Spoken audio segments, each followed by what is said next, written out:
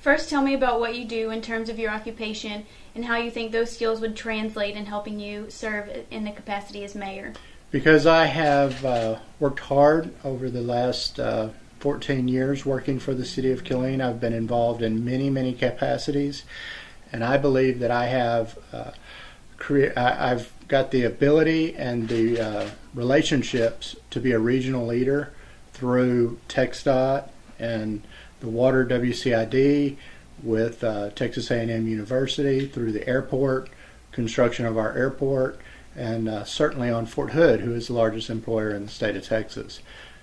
On those various boards, I serve as board of director on the Heart of Texas Defense Alliance. I serve on the foundation board for Texas A&M University. I've been the chairman for TxDOT for 4 years, and I've served consistently from 2000 to the present. And as a result of that service on the TxDOT committee, we have recently negotiated $114 million worth of projects that are either just finished or under construction in the city of Killeen presently. That includes the Highway 195 corridor, the roads going out to the airport, US 190, and we're very proud of the work that we've done. And although there's congestion as a result of the construction today, the benefits are going to be amazing.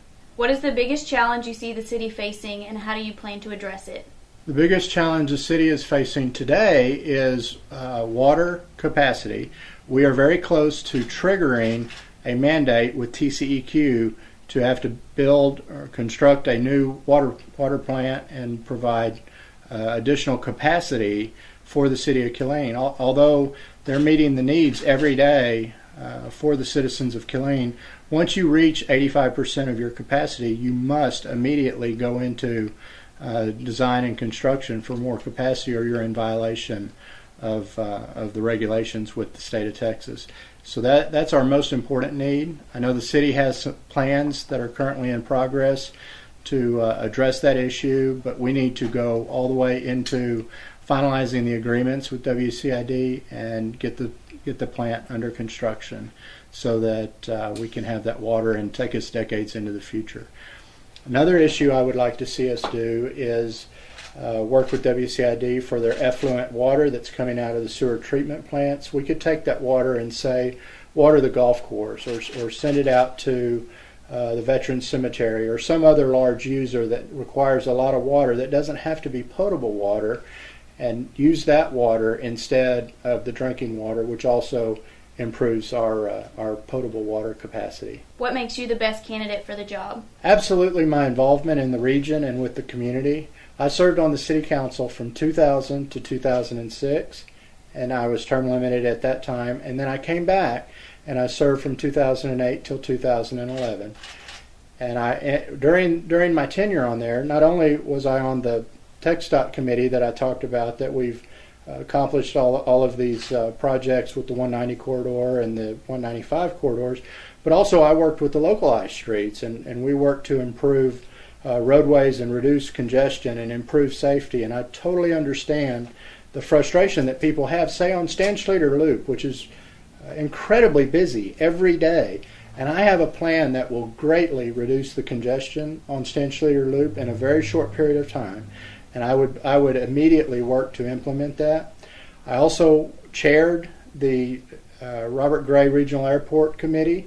I served on that from 2000 until 2011, whenever it was disbanded, bringing jet service to the community, the city of Killeen. Previously, we were out at the municipal airport near the golf course, and we worked agreements with Fort Hood to be able to use their airport and to build a terminal, and that has been a fabulous asset to our community. I was directly involved in those negotiations as well. As far as planning and master planning for the future, I chaired the Water and Sewer Committee, which plans for where our growth will be occurring and what capacity needs are going to be out there. And we have put together a master plan that addresses those issues, and I would continue to update that and work with the staff to identify where those future needs will be and how we're going to address them.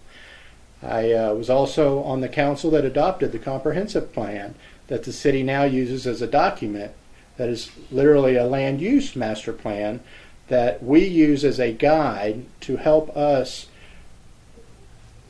decide what the buildings and the growth is going to look like along our corridors. It is a wonderful document, and we need to continue to use that. It needs to be a living document that we can update periodically.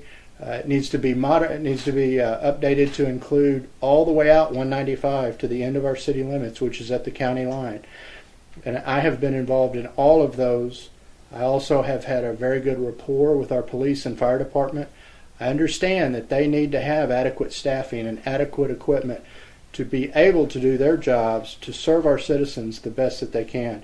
And I have a strong record of supporting those people.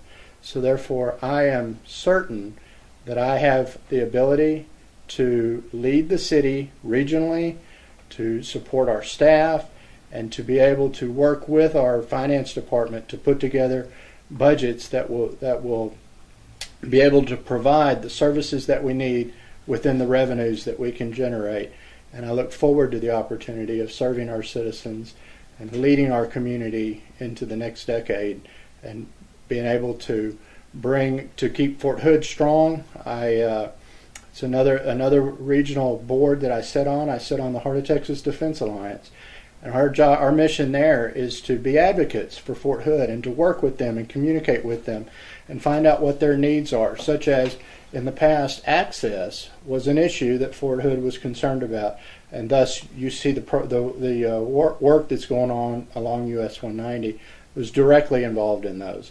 Previously, whenever we had a round of BRAC, which is base realignments and closures, we didn't score very well because our crime rate had risen and we were going the wrong direction on that. We immediately engaged that, and we hired more police officers, and we doled into, where's this crime coming from? What can we do to change that?